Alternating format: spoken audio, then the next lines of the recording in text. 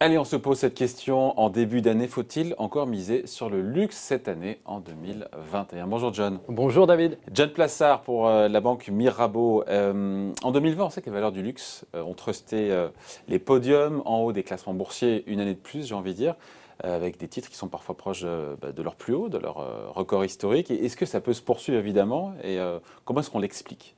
D'abord, il faut rappeler que le secteur du luxe est moins 23% de croissance sur toute l'année passée, mais avec des différences absolument folles, puisqu'on sait qu'en Chine, les ventes ont été de plus de 45%, et en Europe, c'est moins 36%.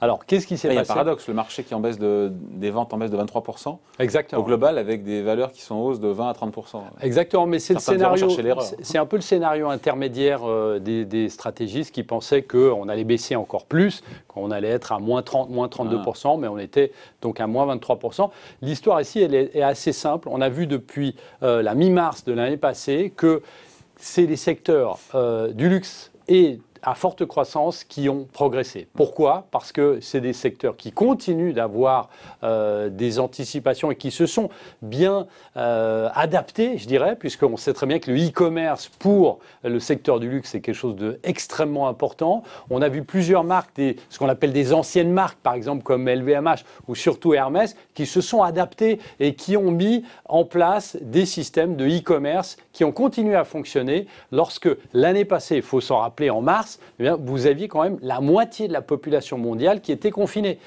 Donc ici, on a des relais de croissance qui étaient extrêmement forts. Alors là, on ne parle pas de valorisation, David, parce qu'évidemment, la valorisation a toujours été quelque chose tendu exactement pour ce secteur, mais on parie sur des ventes en progression et surtout pour des relais de croissance. Donc ce qui a soutenu le marché, c'est que finalement les baisses ont été moindres qu'attendues, avec une Chine qui reste archi-locomotive du luxe, avec des chiffres qui sont assez incroyables. C'est clairement la locomotive du luxe. On sait qu'en 2025, eh bien, la moitié des achats sur le luxe, ce sera les Chinois.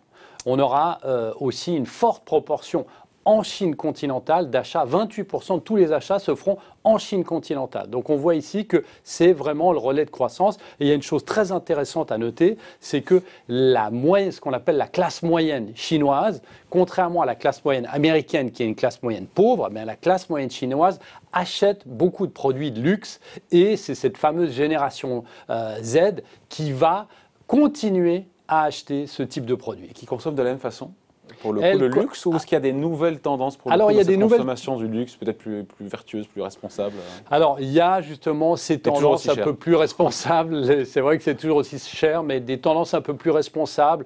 Contrairement à l'ancienne génération, donc la génération des plus de 50 ans aujourd'hui, on ne se focalise pas vraiment sur une marque précise, mais on est très ouvert à toutes les marques global. Alors ici, on est dans un changement de paradigme total. On peut avoir du sportswear et de l'extrême luxe, ce qui était pas du tout pensable il y a quelques années de cela. Et donc, on voit que les Chinois aujourd'hui sont très portés là-dessus. Et évidemment... Les Chinois, pas que les Chinois pour le coup. Alors, surtout les Chinois, mais on voit que les Américains aussi sont en train de s'adapter. Cette nouvelle génération est en train de s'adapter sur les nouvelles données du secteur du luxe. Et on voit qu'aujourd'hui, on ne pouvait même pas imaginer, il y a 5 ans, d'acheter un sac Hermès sur Internet. Aujourd'hui, on le fait. Alors, évidemment, il y a certaines branches du luxe qui souffrent un peu plus. On se souvient que l'année passée, c'est surtout le secteur de l'horlogerie qui a souffert parce que les gens achètent rarement une montre de luxe à travers Internet.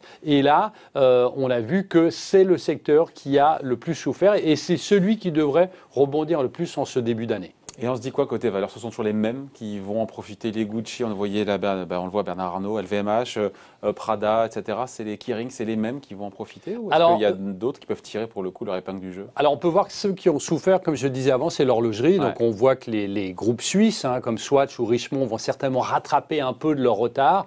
Mais effectivement, les grands paquebots comme LVMH, Kering et le savoir-faire à la française, Hermès, va continuer à être soutenu et sera toujours des fonds de portefeuille. Et je vous rappelle quand même qu'il y a des croissances qui justifient le fait que ces valeurs progressent. Ouais, c'est un vrai sujet ça.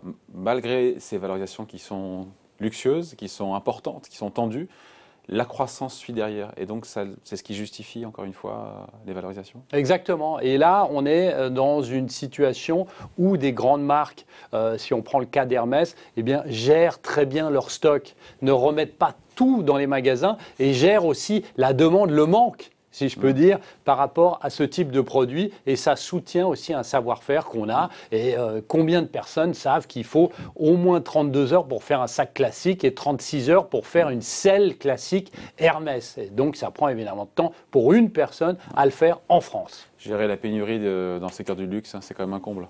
Exactement, exactement. Mais c'est très bien géré par ces groupes et c'est pour ça aussi qu'il y a tant de demandes pour ce type de produit. Donc il y a toutes les raisons que ça continue à rester un secteur phare qui tirera la cote, le luxe. Exactement. Alors évidemment, si on continue dans cette rotation sectorielle vers les valeurs cycliques, ce n'est pas celles qui vont le plus monter, mais les fondamentaux sont toujours bons pour ce type de valeurs. Allez, merci beaucoup. Explication signée John Plassard pour la banque Mirabeau. Merci John, bye.